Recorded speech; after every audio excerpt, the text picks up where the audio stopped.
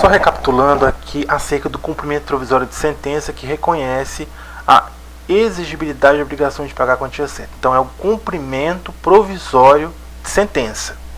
O cumprimento de provisório de sentença impugnada por recurso desprovido de efeito suspensivo será realizado da mesma forma que o cumprimento definitivo. Da mesma forma que o cumprimento definitivo, sujeitando-se ao seguinte regime: corre por iniciativa e responsabilidade do exequente, que se obriga, se a sentença for reformada, a reparar os danos que o executado haja sofrido.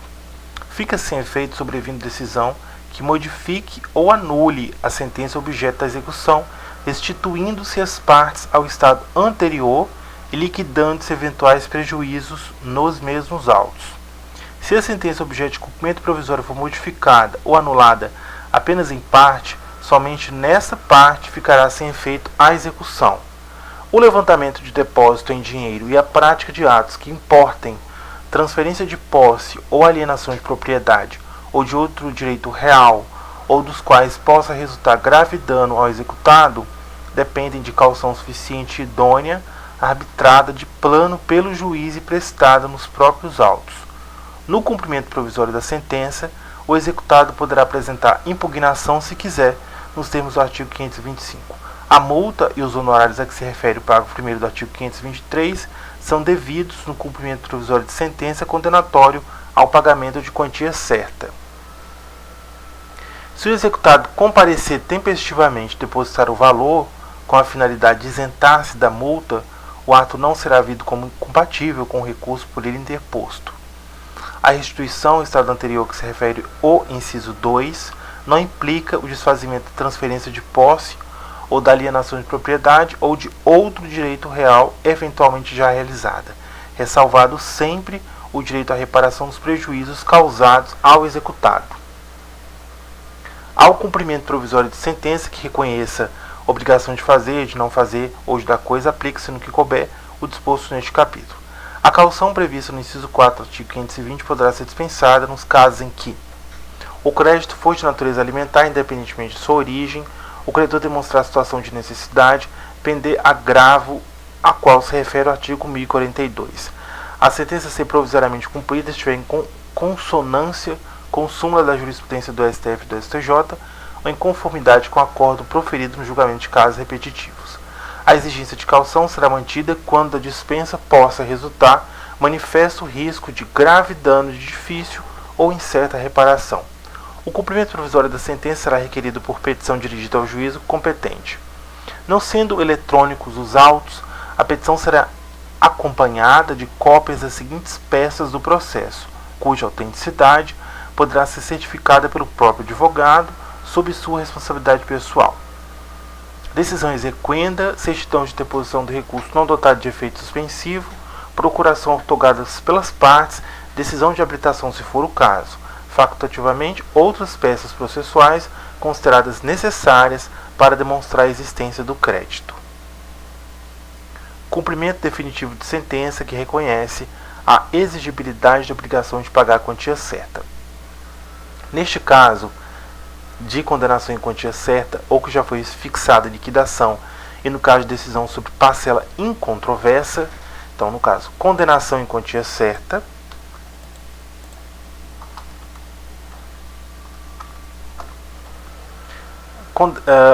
já fixada em liquidação, ou no caso de decisão sobre parcela incontroversa,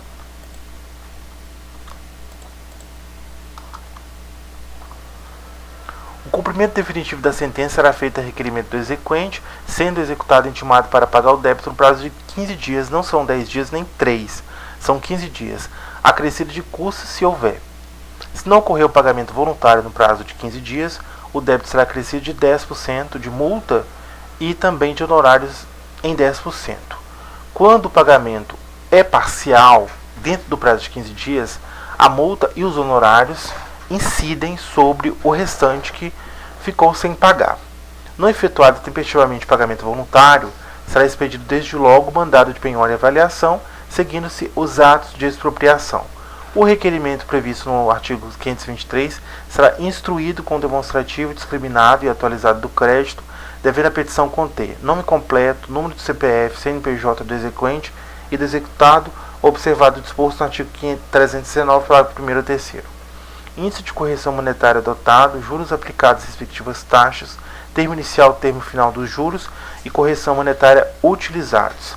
Periodicidade de capitalização dos juros, se for o caso, especificação dos eventuais descontos obrigatórios realizados, indicação dos bens passíveis de penhora sempre que possível.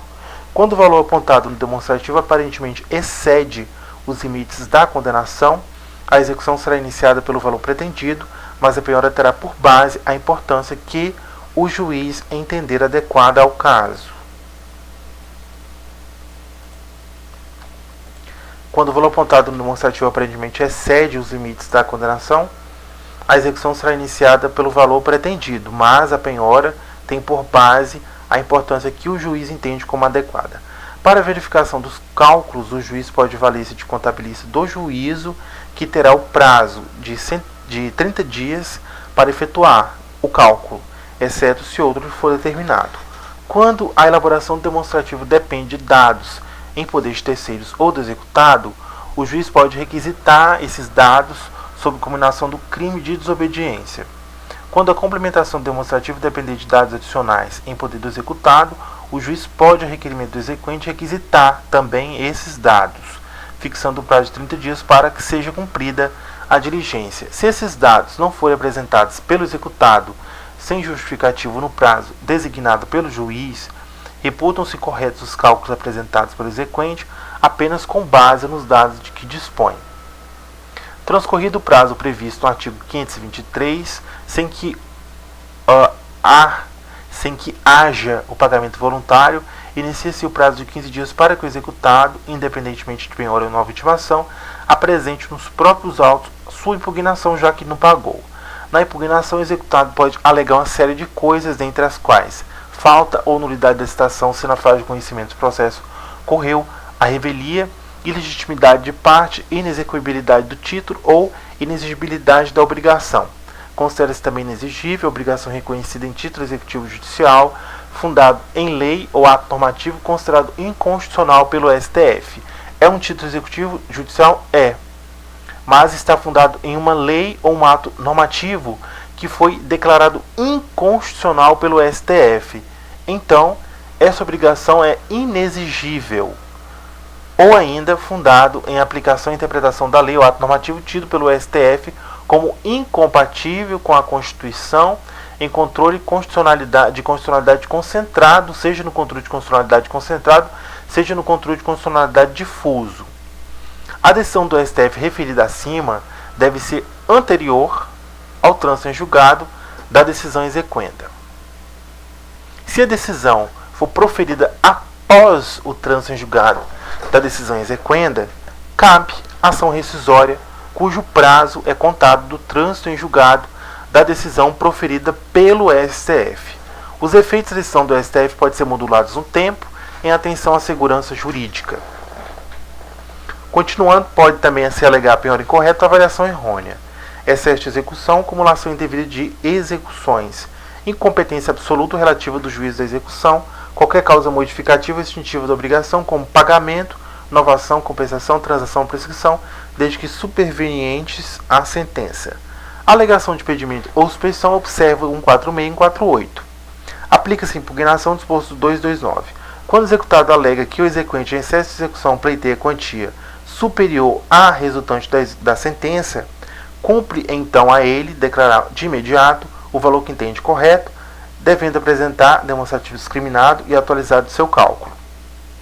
Nessa hipótese, se não for apontado o valor correto ou não for apresentado demonstrativo, a impugnação será liminarmente rejeitada se o excesso de execução for o seu único fundamento, ou se houver outro, a impugnação será processada, mas o juiz não examinará a alegação de excesso de execução. A apresentação de impugnação não impede a prática de atos executivos, inclusive os de expropriação, podendo o juiz, a requerimento do executado, e desde que garantido o juízo com penhora, calção ou depósitos suficientes, atribuir-lhe efeitos suspensivos se seus fundamentos forem relevantes e se o prosseguimento da execução for manifestamente suscetível de causar ao executado grave dano de difícil ou incerta reparação. A concessão de efeito suspensivo a que se refere o parágrafo 6º não impede a efetivação dos atos de substituição, reforço ou redução da penhora e de avaliação dos bens. Quando o efeito suspensivo atribuído à impugnação disser respeito apenas à parte do objeto da execução, essa prosseguirá quanto à parte restante. A concessão de efeito suspensivo à impugnação deduzida por um dos executados não suspende a execução contra os que não impugnaram, quando o respectivo fundamento disser respeito exclusivamente ao impugnante.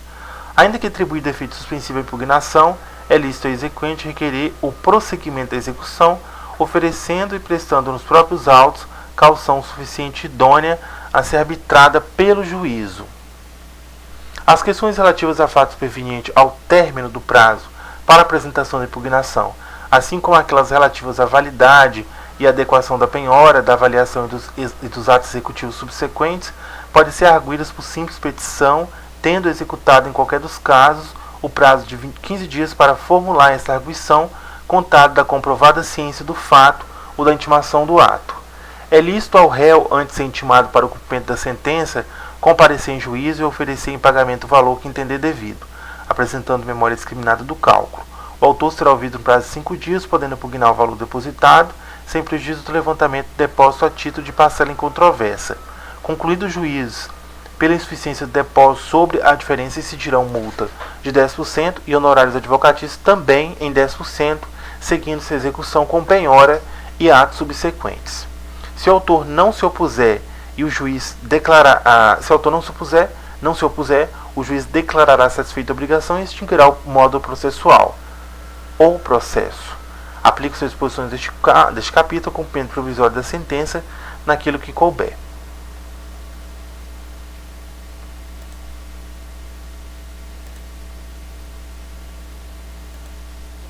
Cumprimento de sentença que reconhece a exigibilidade de obrigação de prestar alimentos. No cumprimento de sentença que condena pagamento de prestação alimentícia ou de decisão interlocutória que fixe alimentos, o juiz, a requerimento do exequente, mandará intimar o executado pessoalmente para em 3 dias pagar o débito, provar que o fez ou justificar a impossibilidade de fazê-lo ou de efetuá-lo. Caso executado, no prazo referido de 3 dias, não efetuar o pagamento, nem provar que o efetuou ou ainda não apresentar justificativo da impossibilidade de efetuá-lo, o juiz mandará protestar o pronunciamento judicial, aplicando-se naquilo que couber o disposto do 517. Somente a comprovação de fato que gere impossibilidade absoluta de pagar justificará o inadimplemento. Se o executado não pagar ou se a justificativa apresentada não for aceita, o juiz, além de mandar protestar o pronunciamento judicial, decretar-lhe-á a prisão pelo prazo de 1 a 3 meses. A prisão será cumprida em regime fechado, devendo o preso ficar separado dos presos comuns. O cumprimento da pena não exime o executado do pagamento das prestações vencidas e vincendas. Paga a prestação alimentícia, o juiz suspenderá o cumprimento da ordem de prisão. O débito alimentar que autoriza a prisão civil do alimentante é o que compreende até 3 prestações anteriores ao ajuizamento da execução e as que se vencerem no curso do processo. O exequente pode optar por promover o cumprimento da sentença ou decisão desde logo, caso em que não será admissível a prisão do executado e recaindo a penhora em dinheiro a concessão de efeito suspensivo à impugnação, no óbito que o exequente levante mensalmente a importância da prestação. Além das opções previstas no 516, parágrafo único, o exequente pode promover o cumprimento da sentença ou decisão que condena ao pagamento de prestação alimentícia no juízo de seu domicílio. Quando o executado for funcionário público, militar, diretor, gerente de empresa ou empregado sujeito à legislação do trabalho, o exequente poderá requerer o desconto em folha de pagamento da importância da prestação alimentícia. Ao proferir a decisão, o juiz oficiará a autoridade, a empresa ou empregador, determinando sob pena de crime de desobediência o desconto a partir da primeira remuneração posterior do executado, a contar do protocolo do ofício. O ofício conterá o nome, CPF do exequente e do executado, a importância a ser descontada mensalmente, o tempo de duração e a conta na qual deve ser feito o depósito. Sem prejuízo do pagamento dos alimentos vincendos, o débito objeto de execução pode ser descontado dos rendimentos ou rendas do executado de forma parcelada, nos termos do caput deste artigo, contanto que somada a parcela devida não ultrapasse 50% de seus ganhos.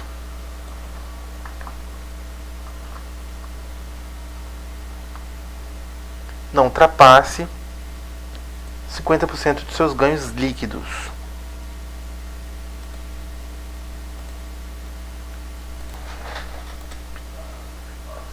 Não cumprida a obrigação, observa-se o disposto no 831 em seguintes.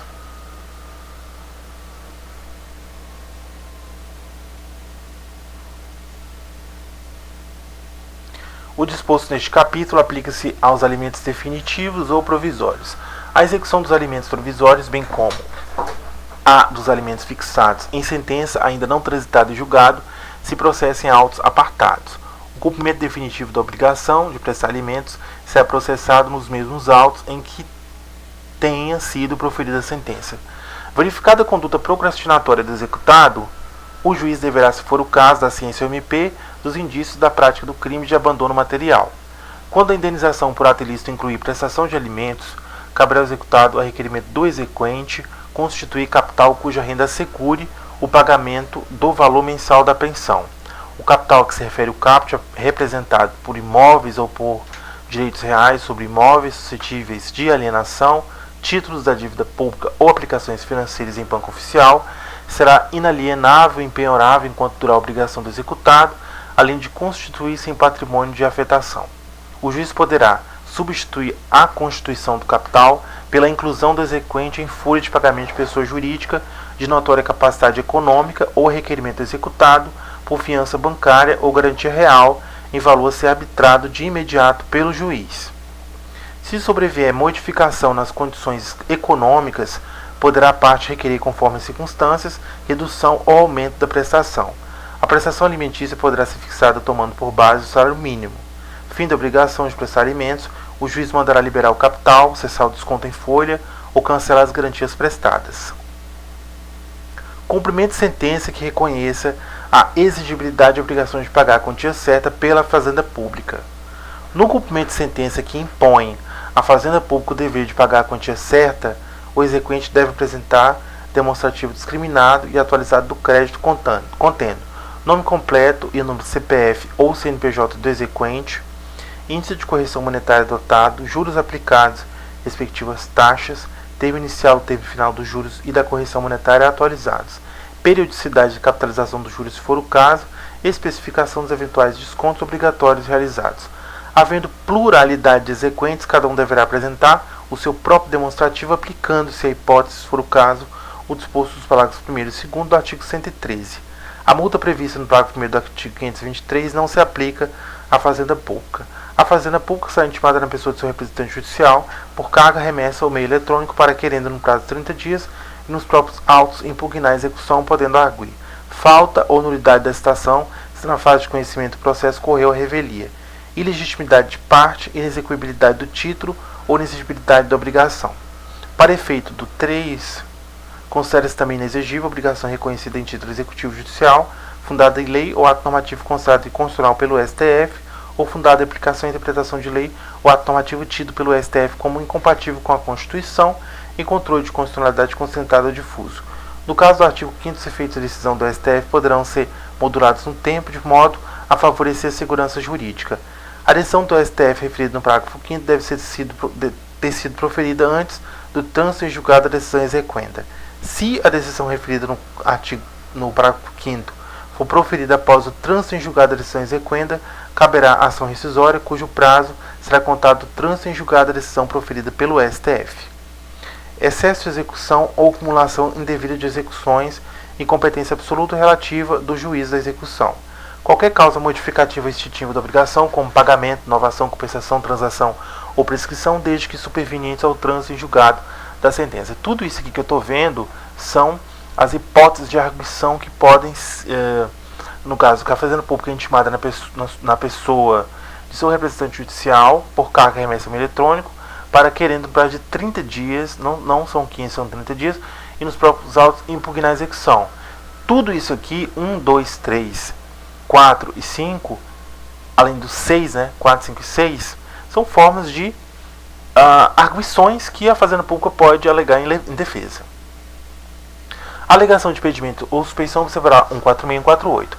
Quando se alegar que o exequente em excesso de execução pleiteia a quantia superior ao resultante do título, cumpre a fazenda pública declarar de imediato o valor que entende correto, sob pena de não conhecimento da arguição. Não impugnada a execução, rejeitadas as arguições executadas, expede-se por intermédio do tribunal, presente tribunal competente, precatório em favor do exequente, observando-se disposto na Constituição Federal.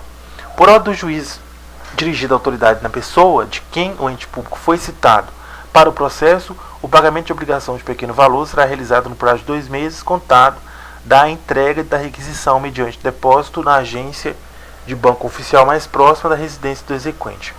Tratando-se de impugnação parcial, a parte não questionada pela executada será, desde logo, objeto de cumprimento. Cumprimento de sentença que reconhece exigibilidade de obrigação de fazer, não fazer, ou entrega de coisa. Seção 1. Cumprimento de sentença que reconheça a exigibilidade de obrigação de fazer ou não fazer. No cumprimento de sentença que reconheça a exigibilidade de obrigação de fazer ou não fazer, o juiz poderá, de ofício, requerimento para efetivação da tutela específica, obtenção de tutela pelo resultado prático equivalente, determinar medidas necessárias à satisfação do exequente. Para atender a isso, o juiz pode determinar, entre outras medidas, imposição de multa, busca e apreensão, remoção de pessoas e coisas, desfazimento de obras e impedimento de atividade nociva, podendo, caso necessário, requisitar o auxílio de força policial. O mandado de busca e apreensão de pessoas e coisas será cumprido por 2 oficiais de justiça, observando-se disposto no artigo 846, parágrafo 1º a 4, se houver necessidade de arrombamento. O executado incidirá nas penas de litigância de má-fé quando injustificadamente descumprir a ordem judicial, sem prejuízo de sua responsabilização por crime de desobediência. No cumprimento de sentença que reconheça a exigibilidade de obrigação de fazer ou de não fazer, aplica-se o 525 no que couber. O disposto neste artigo aplica-se no que couber ao cumprimento de sentença que reconheça deveres de fazer e de não fazer de natureza não obrigacional. A multa independe de requerimento da parte, pode ser aplicada na fase de conhecimento, em tutela provisória na sentença ou na fase de execução, desde que seja suficiente e compatível com a obrigação e que se determine prazo razoável para cumprimento do preceito. O juiz pode, de ofício, requerimento, modificar o valor ou a periodicidade da multa vincenda ou excluí-la caso verifique que se tornou insuficiente ou excessiva, o obrigado demonstrou o cumprimento parcial, superveniente da obrigação ou justa causa para o descumprimento. O valor da multa será devido ao exequente. A decisão que fixa a multa é passível de cumprimento provisório, devendo ser depositada em juízo, permitido o levantamento do valor após o trânsito em julgado da sentença favorável à parte. A multa será devida desde o dia em que configurar o descumprimento da decisão e incidirá enquanto não for cumprida a decisão que tiver proferido, a tiver combinado. O disposto neste artigo aplica-se no que couber ao cumprimento de sentença que reconheça deveres de fazer e de não fazer de natureza não obrigacional. Cumprimento de sentença que reconheça a exigibilidade de obrigação de entregar coisa. Não cumprida a obrigação de entregar coisa no prazo estabelecido na sentença, será expedido o mandado de busca e apreensão de emissão na posse em favor do credor, conforme se trata de coisa imóvel ou coisa móvel. A existência de benfeitorias deve ser alegada na fase de conhecimento. Em contestação, de forma discriminada e com atribuição sempre que possível e justificadamente do respectivo valor. O direito de retenção por benfeitorias deve ser exercido na contestação na fase de conhecimento.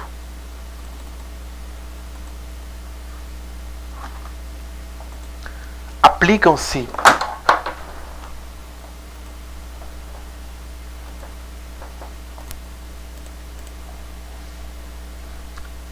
procedimentos especiais, capítulo 1, ação de consignação em pagamento. Nos casos previstos em lei, pode o devedor ou terceiro, devedor ou terceiro, não só o devedor, mas o devedor ou terceiro, requerer, com efeito de pagamento, a consignação da quantia ou da coisa devida. Tratando-se de obrigação em dinheiro, poderá o valor ser depositado em estabelecimento bancário oficial, onde houver, situado no lugar do pagamento, cientificando-se o credor por carta com aviso de recebimento, assinado o prazo de 10 dias para a manifestação de recusa. Decorrido o prazo, parágrafo 1º contado do retorno do aviso de recebimento, Sem a manifestação de recusa, considera-se o devedor liberado da obrigação, ficando à disposição do credor a quantia depositada. Ocorrendo a recusa manifestada por escrito ao estabelecimento bancário, poderá ser proposta dentro de um mês a ação de consignação, instruindo-se a inicial com prova do depósito e da recusa. Não proposta a ação no prazo terceiro, ficará sem efeito o depósito, podendo levantá-lo o depositante. Requerer-se-á a consignação no lugar do pagamento, cessando para o devedor a data do depósito, os juros e os riscos, salvo se a demanda for julgada improcedente. Tratando-se de prestações sucessivas, consignada uma delas, pode o devedor continuar a depositar no mesmo processo, sem mais formalidades, as que forem vencendo, desde que o faça em até 5 dias contados da data do respectivo vencimento.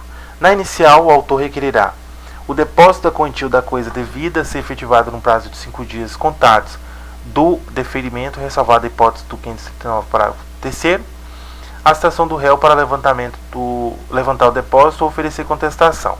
Não realizado o depósito no prazo do inciso 1, o processo será extinto sem resolução do mérito. Se o objeto da prestação for coisa indeterminada e a escolha couber ao credor, será citado este para exercer o direito dentro de 5 dias, se outro prazo não constar em lei ou do contrato, ou para aceitar que o devedor a faça, devendo o juiz, ao despachar inicial, fixar lugar, dia e hora em que se fará a entrega sob pena de depósito. Na contestação, o réu pode alegar que não houve recusa e nem mora em receber a quantia ou a coisa devida. Foi justa a recusa, se houve a recusa foi justa, o depósito não se efetuou no prazo no lugar do pagamento, o depósito não é integral. Neste caso, a alegação somente será admissível se o réu indicar o montante que entende devido, já que ele fala que não é integral. Alegada a insuficiência do depósito, é lícito ao autor completá-la em 5 dias, salvo se corresponder à prestação cujo inadimplemento acarrete a rescisão do contrato. No caso do caput, poderá o réu levantar desde logo a importância ou a coisa depositada, com consequente liberação parcial do autor, prosseguindo-se o processo quanto à parcela controvertida.